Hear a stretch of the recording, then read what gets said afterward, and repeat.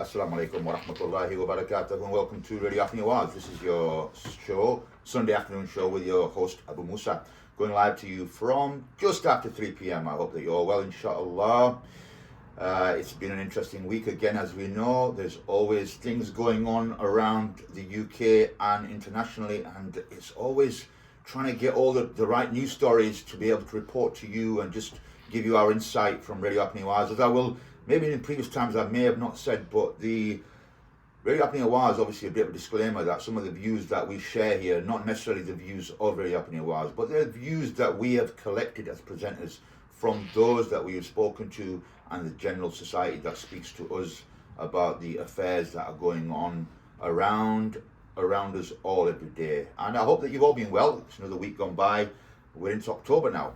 Time is flying, and we are heading towards the end of the year. Before you know it, we'll be into December, and before you know it, we'll be kicking off 2026, and probably Ramadan will be not far away. So, as I always do, and I always will with my show, I will try to wrap around some of the news stories that have taken place this week, and add a little bit of my own kind of flavour in there with any experiences and any things that I have noticed or witnessed throughout the week. And I'm going to kick off with something kind of controversial. Last week, I do like to watch a documentary here and there every now and then, and it's good to see something that can always raise a bit of eyebrows and have some discussion for us to have. So last week, I was watching a documentary on Netflix called the Jimmy Savile, The British Horror Story. And after watching it, I thought, it's interesting.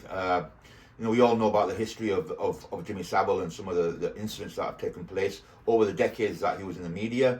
And I thought, how can I spin this and how can I put this on the show today and have a discussion around the whole story? I'm going to give you some background around this before I kind of get into the meaty part of the kind of whole discussion here.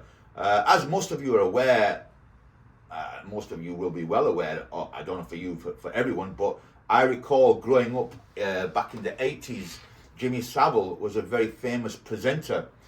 He used to do a Jim will Fix It program, which was, I think, every Saturday it used to come on. And as a kid, I used to watch it on TV. BBC, that's correct, yeah. It used to be a lot of, what can I say, kids used to write into him. And they used to write in with all of their wishes and all of their kind of dreams of what they wanted. And Jim will fix it, we'll fix it for you. Jimmy Savile used to fix it and make sure each week some kids would come in and they would get their dreams fulfilled. So whatever they wrote, he would read the letters of these individuals and then he would fulfill their dreams. So some child might have come along and says, "Oh, Jimmy, please, I'd like to go on an airplane flight, or I'd like to do this, I'd like to do that, I'd like to meet a famous person or what have you." And he used to make it happen. So he became, in the eyes of the British society, he became like a celebrity, a huge celebrity who had a huge presence amongst everyone within that society. So obviously over time, his reputation, and he was also a radio disc jockey, presenter, what have you, extraordinaire. He did a lot of things on radio, did a lot of things on TV, he did a lot of shows and stuff like that. So I want to kind of just break down some of the things in this short little article that I have here about Jimmy Savile and the rise of his rise in the BBC. And he became so big that he was rubbing shoulders with the Prime Minister of that time, who was Margaret Thatcher, and also he was liaising with royalty. He was meeting the likes of Charles, Diana, the King and the Queen. He was having conversations with them, and he was many occasions he was being seeked as advice, because even royal family, they saw Jimmy Savile as a man of the people, somebody who had relationships with the common man, and they would often write letters to him asking for his advice on situations. So this individual here, he became a very high-flying individual within British society. And what did he do? He was, over the years, he was abusing children. He presented himself as a philanthropist. He was showing that he was doing a lot of charitable work. He was working within hospitals and various charities. And interestingly enough, he was from Leeds. So he had a house, from what I know, just at Roundhay Park. He used to live around there. He had a very expensive penthouse there. So this guy was a local guy. I'm just going to read some of the stuff that I've got down here around about the show. So for decades, this is decades, we're talking about maybe he was on TV from the 1950s, 60s going forward up to 2000. So he spent a lifetime on TV, and he managed to conceal the amount of individuals, young girls, that he was abusing. And this documentary, even though it's kind of ironic, this documentary kind of really kind of presents him as a good guy initially. You know, the kind of good stuff that he did for charity and the kind things that he was doing. And you realize that what this society has allowed, they have allowed one individual to become larger than life, to be able to break laws and rules that the normal person couldn't do. There was no accountability, there was no questioning, there was no curiosity. And the interesting thing was, when I was watching it, even the journalists that were questioning him, and Jimmy Saville, he had a way of always making comical remarks in his conversations. He used to always make a comment saying about his cases coming up on Thursday. He would make it in a mocking, joking way, and he would say, "Oh, they've not caught me yet. Wait till they find out." You know, he'd make innuendos like that to the journalists, and the journalists would just be talking to him, saying, "Oh, Jimmy, by the way, we noticed that you spend a lot of time with young children," and he would make mocking little comments, and the journalists would just laugh it off like it was nothing. And obviously, what you have in this documentary, you have these same journalists now talking about him in the aftermath of finding out who he was, what he did, and some of the crimes that he'd committed. So, you know, the question begs that we as a Muslim community, and I was thinking about this one, I was thinking, as a Muslim community, do we have like-minded individuals in our communities? Can we say that sometimes our leaders, our scholars, our celebrity personalities, our people that we look up to, do we put them on a pedestal? Do we raise them to a high status where sometimes they're not being questioned, they're not being accounted? You know, do we not create a certain kind of? I think the Prophet ﷺ, he made a statement in one of his hadiths saying about that. You know, do not be like the Jews and Christians who made their rabbis and their priests like God. That these individuals, their statuses had been elevated so much that they were untouchable. Nobody would question them. Oh, well, why is this individual spending so much time with young children? What's going on? Why is he getting away with X, Y, and Z? Nobody would ask that question because he was above the law. He was seen as somebody that couldn't do anything wrong. And we have to remember that Allah subhanahu wa ta'ala, when he created Insan, he made everybody fallible. He made us all, imperfect. And he gained so much power, this individual did.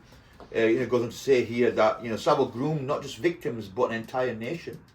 So the whole nation of the British society loved him. They thought the sun shined out of his rear end, as they say. So what happens naturally when a man has so much power and influence, he can abuse that.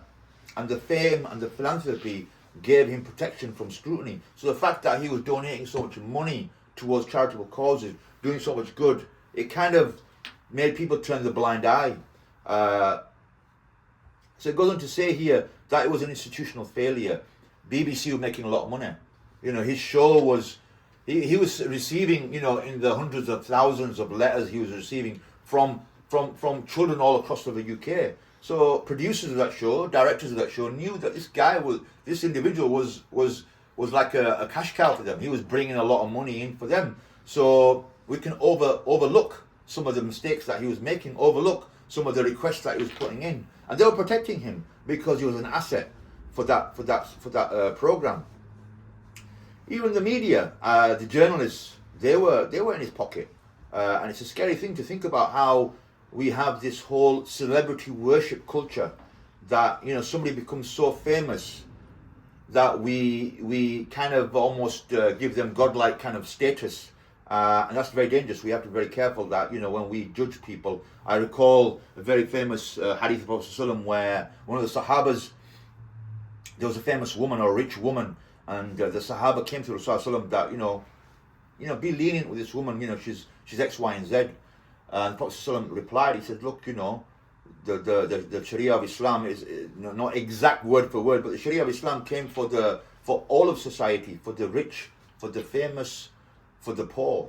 that we should not distinguish or treat somebody who's a lesser of a position or status different to somebody who has a greater status, that we should put them all on one playing field, that they're all accountable equally, and nobody has a right to be relieved by the Sharia of Allah. And as I was saying, so we need to be careful as a Muslim community that when we look at individuals, we must hold them to account, and we shouldn't let things get out of control where somebody has become so untouchable and so beyond us, so much beyond reproach, that we can't question and account somebody. There's no due diligence in there. So from a moral Islamic lens, accountability, justice for victims, and the duty to speak truth to power. So we shouldn't hide from this. We should be, at the forefront of this, calling. I mean, at the end of the day, if we look at Islam, Islam protects individuals, because we know that when we have young children, we don't put them with non-mehrams. We don't put them with somebody who is not a mehram of that child or that young girl. Whereas this society doesn't have a problem with that. It's open mixing, free mixing, and things like this generally can cause problems along the way.